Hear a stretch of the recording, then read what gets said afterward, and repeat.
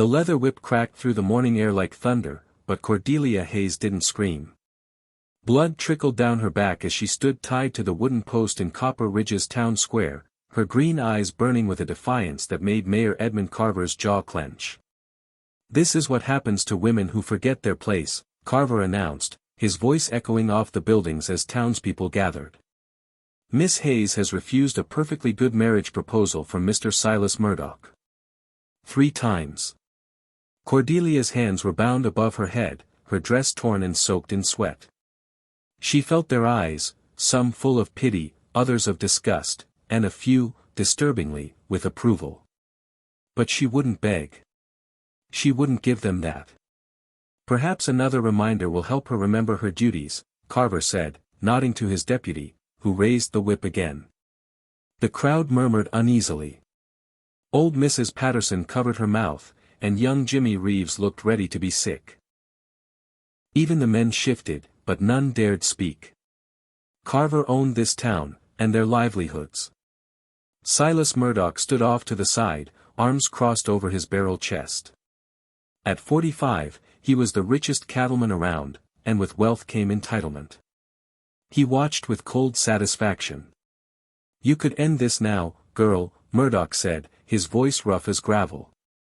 "Say yes, and we'll clean you up. I'll even buy you a new dress for the wedding." Cordelia spat in the dirt at his feet. The crowd gasped. Even Carver looked stunned.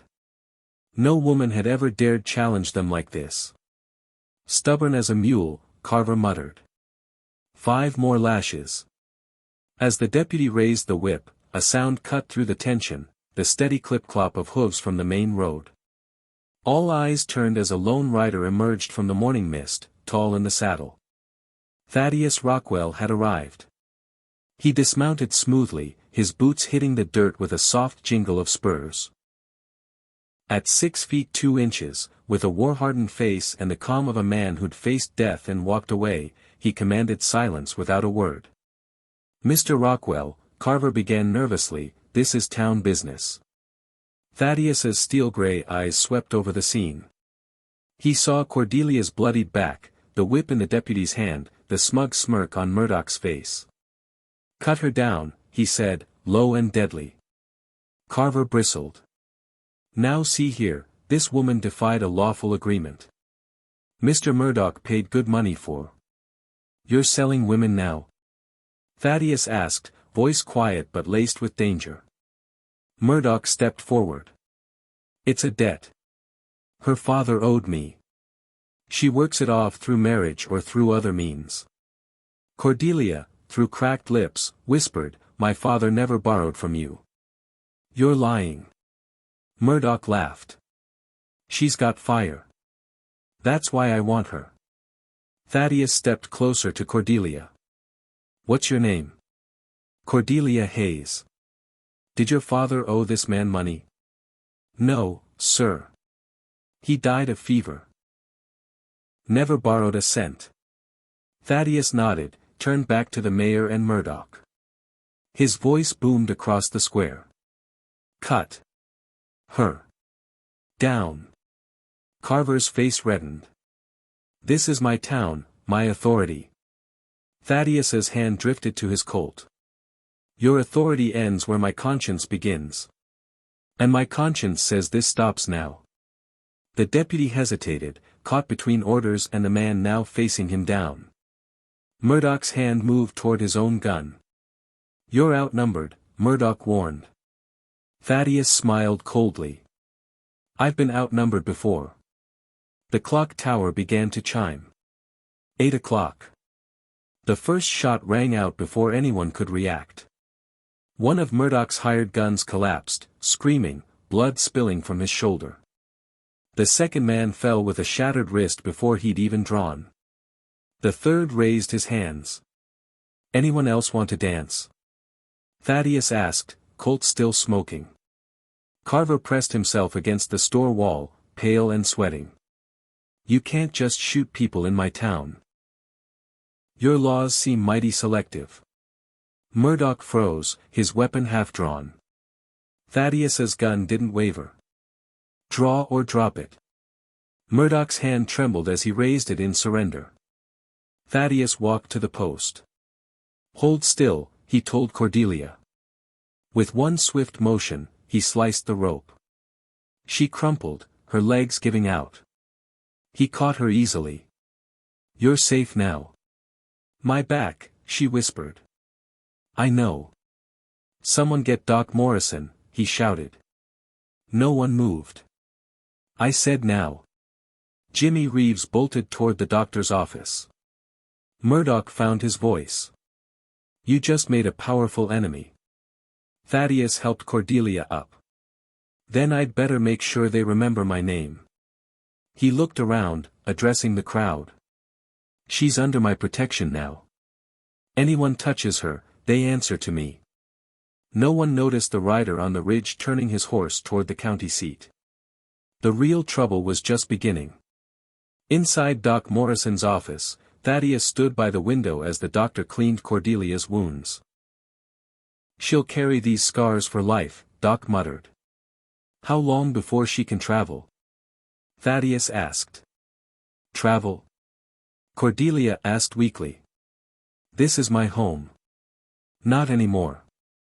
Murdoch's threats weren't empty. "Come nightfall, federal marshals will be crawling over this place." Cordelia struggled upright. "I won't run. This is my land." "Then you'll die here." "Is that what you want?" The door burst open. Jimmy Reeves was breathless. "Riders.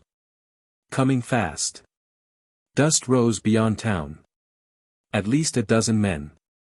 Thaddius checked his watch. "Faster than I expected." He looked at Cordelia. 10 minutes. "Decide, run or stay."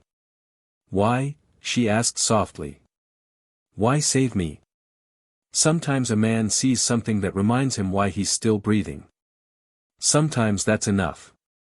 Doc Morrison handed over a bundle. "Back trail through Miller's Canyon. Ride hard, you'll make the territorial line." Cordelia's voice trembled. "I have no money. No family. You'll have me." The words hung between them like a vow. Hoofbeats thundered outside. Thaddius extended his hand. "Live free, or die here. Decide." She took his hand.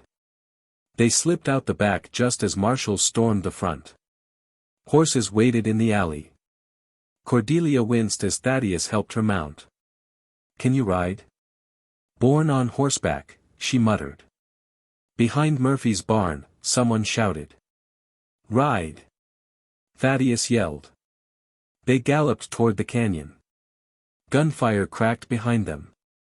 Cordelia's back screamed with pain. Thaddius led them through the narrow canyon, the walls closing in. "How far?" she gasped. 15 miles total. "My father, he did owe money. Just not to Murdoch." Thaddius looked over. "Who, then?" "Marshal Kane, $500. Thaddius cursed. "That's why he's so determined. You're the collateral." Bullets whistled past. The canyon narrowed, forcing Kane's men to follow single file. "We need a way out," Thaddius said. "There." Cordelia pointed to a steep trail. "Pa took me hunting up there." Thaddius eyed it. "That's suicide." "It's better than Kane." A shot rang off the wall near his head. "Your choice," she said. "Follow me or face him." She turned her mare toward the path. Thaddius followed. It was a nightmare climb. Loose rock, narrow ledges. Cordelia's horse stumbled, nearly falling. "Don't look down," Thaddius called out. Kane's voice echoed behind them. "You're trapped, Rockwell. Surrender." Another shot. It missed, barely. Cordelia gasped. "I can't, much more." Almost there. They crested the mesa as the sun set, the prairie glowing in gold and crimson. Kane wasn't far behind. A few miles north, Thaddius spotted smoke, buildings. The trading post. 2 miles. Can you make it? Cordelia nodded, though blood stained her shirt. They rode hard. Cain roared behind them. She belongs to me. The trading post loomed ahead, a Paiute stronghold. Armed figures emerged, faces stern. Who comes? A voice called. Thaddius Rockwell. Seeking sanctuary. Joseph Crowfeather stepped into view. My brother returns. Federal marshals. 10 minutes behind. Bring her. We will speak. Inside, Cordelia collapsed as Joseph's wife tended her wounds. She's not my woman, Thaddius began, then stopped.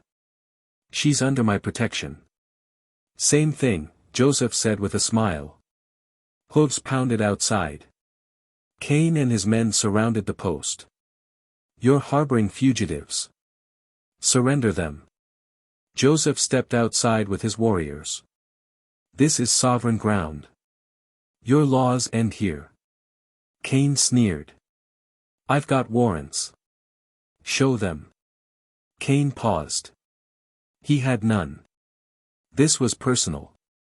You have 1 hour. The standoff lasted till dawn. Inside, Cordelia stirred. Did you really pay my father's debt? Thaddius nodded. Felt right. $500 is a lot. I've got more land than I know what to do with.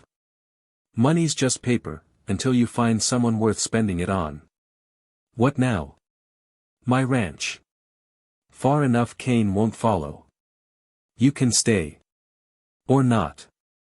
And if I stay? Thaddius smiled. I'll build another room.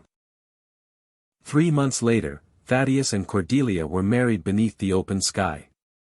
They built that room, and filled it with the laughter of children who grew up hearing the story of how their mother refused to break, and how their father rode into town just in time to set her free.